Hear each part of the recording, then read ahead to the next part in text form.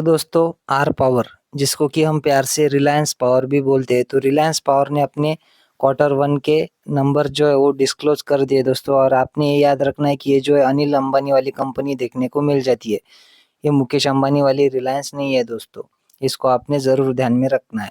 तो चलिए देखते हैं कि किस प्रकार के रहे हैं कंपनी के नंबर। सबसे पहले देखेंगे कि क्या कोई डिविडेंड वगैरह कंपनी ने दिया है, तो नहीं दोस्तों, कंपनी जो है किसी भी प्रकार का डिविडेंड नहीं दिया है। और देगी ही क्या दोस्तों, कंपनी पहले तो मतलब लॉस में ही चलती थी, इस वजह से कंपनी डिविडेंड पे नहीं करती है। रुपीज इन लैक्स में जो है हमें अमाउंट्स देखने को मिल रही है। उसके बाद में देखते हैं कि कंपनी ने कितना रेवेन्यू जनरेट किया है। तो देखिए इस क्वार्टर का कंपनी का रेवेन्यू है, मैं आपको करोड़ में बता रहा हूँ दोस्तों, रुपीज इन लैक्स में यहाँ पर दिया गया है। तो इस क्वार्टर का जो है कंपनी का रेवेन्यू है 1885 करोड़। पिछले क्वार्टर में ये था 19,000, सॉरी दोस्तों, पिछले क्वार्टर में था 1978 करोड़ का। और पिछले साल के जून क्वार्टर में कंपनी का रेवेन्यू था 1992 करोड़ का। तो देखिए यहाँ पर मैं लिख लेता हूँ 1992 करोड़।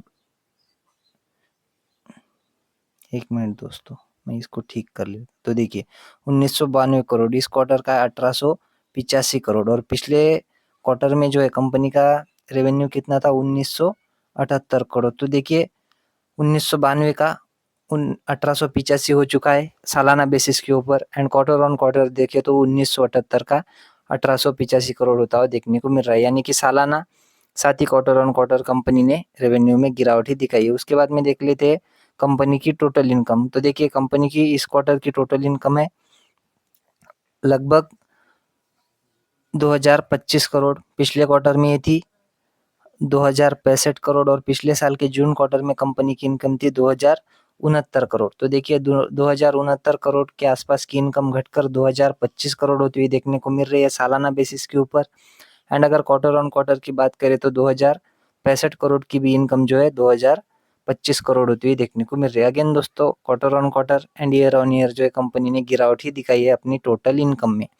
उसके बाद में देख लेते हैं कंपनी के खर्चे कितने देखने को मिल रहे हैं। तो कंपनी के इस क्वार्टर के जो खर्चे है वो लगभग 1953 करोड़। पिछले क्वार्टर में कंपनी ने 1998 करोड़ के खर्चे किए थे। और पिछले साल के जून क्वार्टर में कंपनी ने 2142 करोड़ के खर्चे किए थे दोस्तों। तो देखिए 2142 करोड़ के खर्चे घटकर जो है 1953 करोड़ होते हुए देखने को मिल रहे हैं। एंड जो पिछले क्वार्टर में 1998 करोड़ के कंपनी ने खर्चे किए थे वो भी हमें घटकर 1953 करोड़ होते हुए देखने को मिल रहे हैं। सो ईयर ऑन ईयर की बात करें या फिर क्वार्टर ऑन क्वार्टर की, तो कंपनी ने अपने खर्चों को अच्छी तरह से मैनेज किया है दोस्तों। उसके बाद में देख लेते हैं कि टैक्स देने के पहले का प्रॉफिट जो है हमें किस तरह का देखने को मिल रहा है।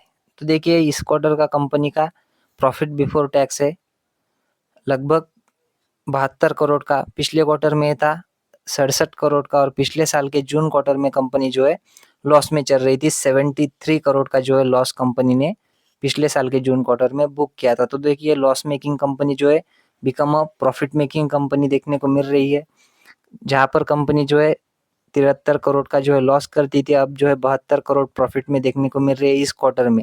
हालांकि ये टैक्स देने के पहले का प्रॉफिट है, प्योर प्रॉफिट नहीं है दोस्तों। और 67 करोड़ के प्रॉफिट में चलने वाली कंपनी जो है दोस्तों क्वार्टर ऑन क्वार्टर बेसिस पे 72 करोड़ का प्रॉफिट जो है कमाने लग गई है।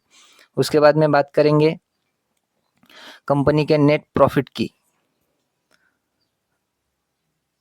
तो हमें net profit for the period और द ईयर देखना होता है। तो देखिए यहाँ पर दिया है कंपनी ने profit loss for the quarter और ईयर। तो देखिए कंपनी का इस क्वार्टर का जो है प्योर प्रॉफिट, जिसको कि आप नेट प्रॉफिट बोल सकते हो, प्रॉफिट फॉर द पीरियड और द ईयर बोल सकते हो, वो लगभग 44.5 करोड़ का। पिछले क्वार्टर में कंपनी का जो प्रॉफिट फॉर द पीरियड या फिर नेट प्रॉफिट था वो था लगभग 125 करोड़। और पिछले साल के जून क्वार्टर में कंपनी 98 करोड़ के आसपास का जो है लॉस दिखा रही थी। तो देखिए 98 करोड़ के आसपास का लॉस जो है 44 करोड़ 68 लाख के प्रॉफिट में जो है तब्दील हो चुका है।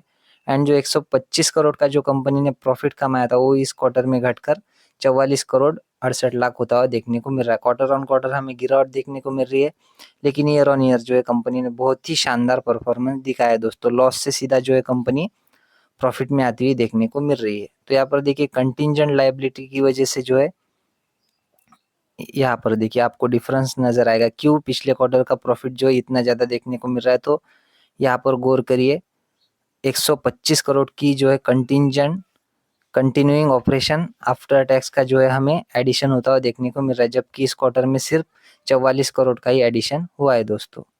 तो इस वजह से जो है हमें कंपनी का जो नेट प्रॉफिट है बढ़ता हुआ देखने को मिल रहा है। उसके बाद में आप यहाँ पर भी देख सकते हो टोटल टैक्स एक्सपेंसेस। तो यहाँ पर जो है ये जो है दोस्तों टैक्स जो है ऐड हुआ है और यहाँ पर जो है टैक्स माइनस किया गया है। तो इस वजह से भी कंपनी पिछले क्वार्टर में ज़्यादा प्रॉफिट में देखने को मिल रही थी। बात करें कंपनी की ईपीएस की, तो ईपीएस क्या ही देखेंगे दोस्तों, बहुत छोटा सा जो ईपीएस देखने को मिल रहा है।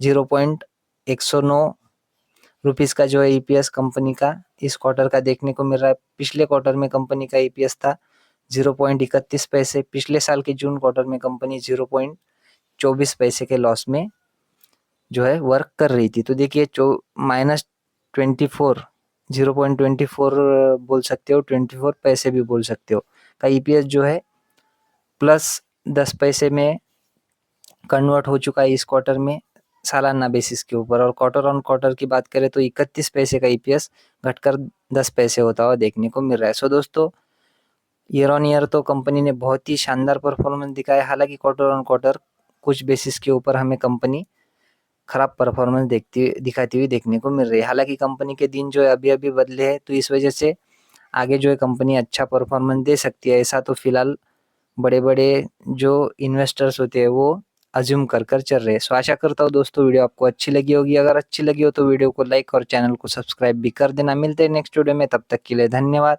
Bye bye.